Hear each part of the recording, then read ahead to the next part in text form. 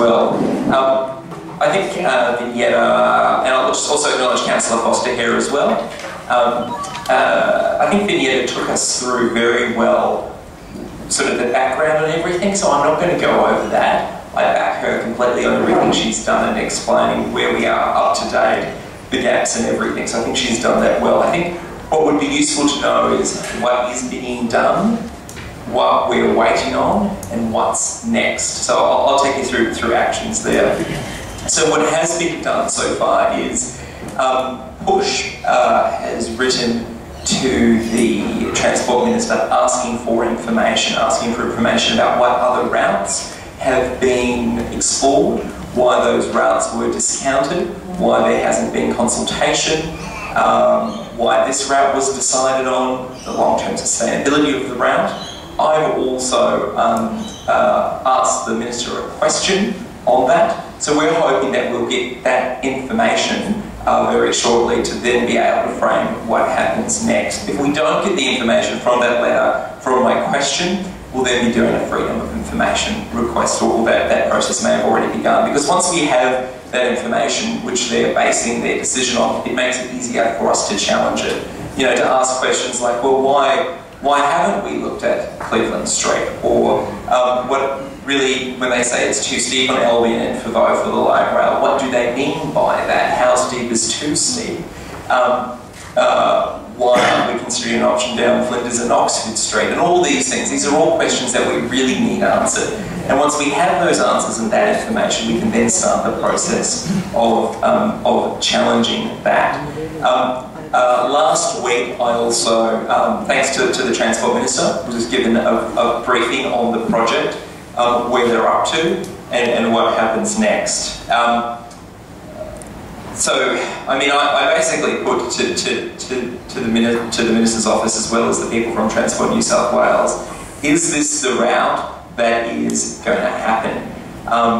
To which their response was, we're basing all our consultation and engagement around a concept model, and that concept model is based on the route down Devonshire. So that basically means yes, that is the only real option that they are considering at the moment. However, if other options can be provided to them, if that option can be challenged, if we can challenge their reasons behind not selecting other options like Cleveland or Albion or Foveaux or Flinders and Oxford, then they will revisit that. So I guess what happens, and I also got a commitment that there will be better consultation on this. I expressed your and my great concern about the lack of consultation that there has been, and so they did agree for better consultation, and that will involve, you know, possibly a bit of door knocking that they'll do, setting up street stalls, handing out contact details. So they will be better at giving you information. But again, that whole process will be based around the Devonshire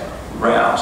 So it's really important that that as a community you continue to meet and continue to grow, because you need to really be showing quite a united front on all of this. That is really, really important. I also asked, what are the figures that this route is based on in terms of the movement from Central through to the stadia and the uni, and they said that they based it on projections, population projections, for 2031. So that's like 10 years after it's been built. It's good for that. So I think we also really need to challenge that, because as Vignetta said, this is mass transport. This isn't that nice little tram that you see in San Francisco going up the hill and down the hill carrying tourists. This is a mass transport corridor. And of course, public transport is important, and it is really important that we get people around Sydney, and I think it is good that the government is investing in that, but we need them to do it in the right way. So again, we need to be challenging them on that. So I guess there are really two things that need to happen. One is we need to have a strong campaign of opposition to that route if it is something the community decides they don't want it, and that campaign has to be based on information which we hope to receive very soon, so we can challenge their thought process behind it. And the other thing which we also need to start doing and thinking about is, if they say not negotiable, this is the route, and they just roll out and start doing it, there is also going to need to be a level of engagement with transport about learning from them what is negotiable and what isn't negotiable. So by that I mean, if their plan is to take away Wimbo Park, you want to make sure they give you a park somewhere else. If their plan is to reduce some heritage value, you want to make sure they invest in heritage value. If they're telling you where the stops are, you want to be telling them where the stops are. If they're telling you about these schedules about every 60 seconds, you need to be telling them that that's not acceptable. And if it is coming through your neighbourhood, you want to have some engagement about the schedules and the timing.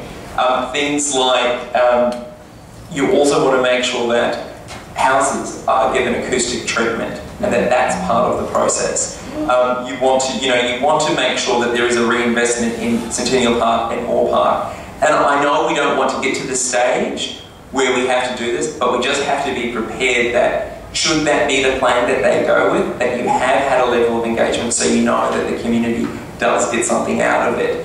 But of course, I'm here with you to continue to oppose it, to continue to get information to help it oppose it, but I'm just saying that we also need to realise that there are, should this route happen, there are some things which will still be negotiable where we as a community can have wins. And we just have to be prepared for that stage. So that's what I would just say.